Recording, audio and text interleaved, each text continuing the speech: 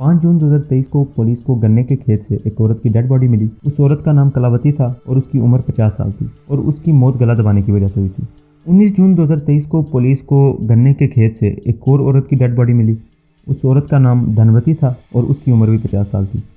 30 जून 2023 को अनंतपुर गांव के पास एक गन्ने के खेत से पुलिस को एक और औरत की डेड बॉडी मिली। उस औरत का नाम प्रेमावती था और उसकी उम्र 55 साल थी। 22 जुलाई 2023 को खजूरिया गांव के करीब एक और औरत की डेड बॉडी मिली। उस औरत का नाम कुसुमा देवी था और उसकी उम्र 53 साल थी।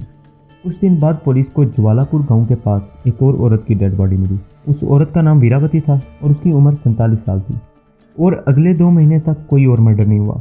फिर पुलिस को 31 अक्टूबर 2023 को लक्ष्मीपुर गांव से एक और औरत की डेड बॉडी मिली।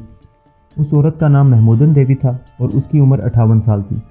और 20 नवंबर 2023 को खरसानी गांव से पुलिस को एक और औरत की डेड बॉडी मिली। उस औरत का नाम दुलारो देवी था और उसकी उम्र 58 साल थी और उसका मर्डर भी खेतों में किया गया था। और 26 नवंबर 2023 को जगदीशपुर गांव से पुलिस को एक और औरत की डेड बॉडी मिली। उस औरत का नाम उर्मिला था और उसकी उम्र 60 साल थी।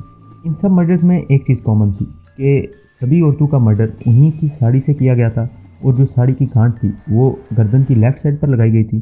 सबका मर्डर खेतों में हुआ था और सभी औरतों की उम्रें 50 से 60 साल के दरमियान थी। लेकिन पुलिस को इन सब मर्डर्स में कुछ ऐसा कॉमन नहीं दिखा जिससे पुलिस इन सब मर्डर्स को आपस में रिलेट करके देख सके। इसकी एक वजह यह भी हो सकती है कि ये सब मर्डर्स 3 अलग अलग इलाकों में हुए थे, शाही, शीशगढ़ और फतेहगंज।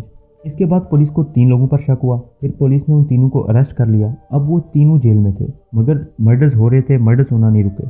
अब पुलिस को ये बात पता चल चुकी थी कि असली मर्डरर कोई और है। और 22 जुलाई 2024 को एक और मर्डर हुआ जिसके बाद पुलिस को इन सारे केसेस में एक कनेक्शन दिखने लगा। और इसी दिन 50 साल की एक और औरत का मर्डर हुआ जिसका नाम अनीता देवी था। वो खेतों से अपना काम खत्म करके अपने घर वापस जा रही थी मगर रात तक जब वो अपने घर नहीं पहुंची तो उसके हस्बैंड और बेटे ने बाकी गांव वालों के साथ मिलकर उसे ढूंढना शुरू कर दिया। कुछ देर ढूंढने के बाद उन्हें पता चलता है कि गांव के बाहर पुलिस को एक औरत की डेड बॉडी मिली है। वहां जाकर उन्हें पता चलता है कि वो डेड बॉडी अनीता देवी की थी। इसका कत्ल भी बिल्कुल वैसे ही किया गया था जैसे बाकी सब औरतों का कत्ल किया गया था। अब पुलिस को पता चल चुका था कि ये जो सारे मर्डर्स हैं ये कोई आम आदमी नहीं कर रहा बल्कि इन मर्डर्स के पीछे किसी सीरियल किलर का हाथ है।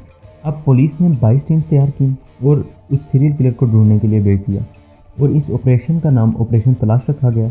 और जिन गाँव में मर्डर्स हो रहे थे वहाँ पर पुलिस ने बहुत सी फीमेल पुलिस ऑफिसर्स को भेज दिया ताकि वो भी बाकी गांव वाली औरतों की तरह रहें और सुबह काम पर जाएं, शाम को काम से घर वापस आएं और अगर अपने इर्द गिर्द किसी सस्पिशियस एक्टिविटी को देखें तो फ़ौरन पुलिस को रिपोर्ट करें। इसके बाद पुलिस ने गांव में 1500 सीसीटीवी कैमरास की फुटेजेस को चेक किया और 600 नए सीसीटीवी कैमरास लगाए। मगर पुलिस को उस सीरियल किलर का हुलिया भी नहीं पता था। पुलिस को यह भी नहीं पता था कि वो कैसा दिखता है और क्या करता है। इस वजह से पुलिस ने बहुत से गाँव वालों से पूछताछ की मगर कुछ गांव वालों का कहना था कि उन्होंने उस सीरियल किलर को देखा है। और उन गांव वालों की मदद से पुलिस ने 3 स्केच तैयार किए और उन्हें गांव के अलग अलग एरियाज में लगा दिया। कई दिन गुजरने के बाद भी पुलिस को उस सीरियल किलर के बारे में कुछ भी पता नहीं चल रहा था। मगर एक दिन पुलिस को एक चाय वाले की कॉल आई और वो कह रहा था कि अभी यहाँ पर एक आदमी बैठा था जो चाय पीते हुए पुलिस का मजाक उड़ा रहा था और कह रहा था कि मैंने इतने कत्ल किए मगर पुलिस मुझे फिर भी नहीं पकड़ सकी। इस कॉल के फौरन बाद पुलिस उस चाय वाले के टी स्टॉल पर पहुंच गई।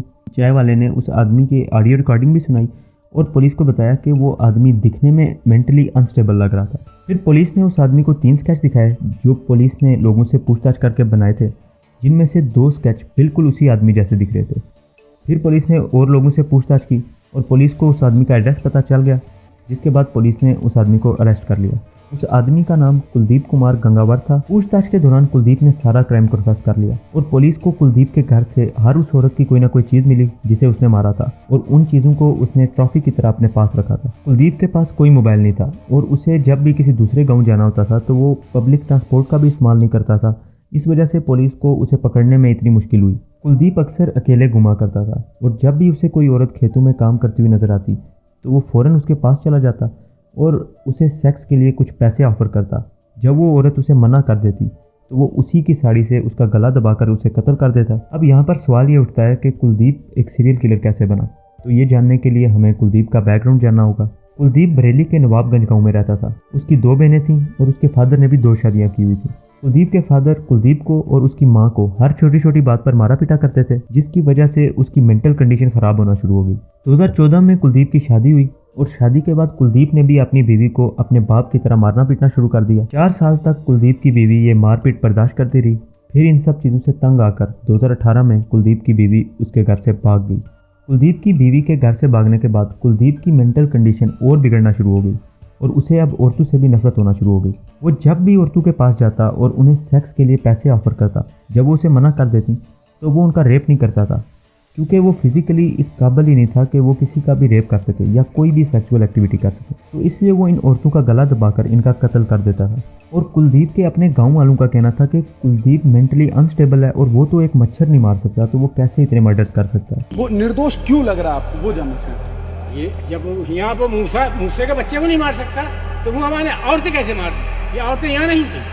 कुलदीप को पुलिस क्राइम सीन की रिकंस्ट्रक्शन के लिए हर उस जगह पर लेकर गई जहां पर उसने उन औरतों का मर्डर किया था। वहां पहुंचकर कुलदीप ने हंसते हुए पुलिस को ये दिखाया कि कैसे उसने उन औरतों का मर्डर किया था। तो क्या कह रही तुम? गलती तो तुमने मार दी। आपकी इस केस के बारे में क्या राय है, अपनी राय कमेंट सेक्शन में दें। वीडियो अच्छी लगी हो तो वीडियो को लाइक करें और चैनल को सब्सक्राइब करें और इस वीडियो को ज़्यादा से ज़्यादा शेयर करें ताकि लोगों को पता चल सके कि नॉर्मल से दिखने वाले लोग भी सीरियल किलर हो सकते हैं।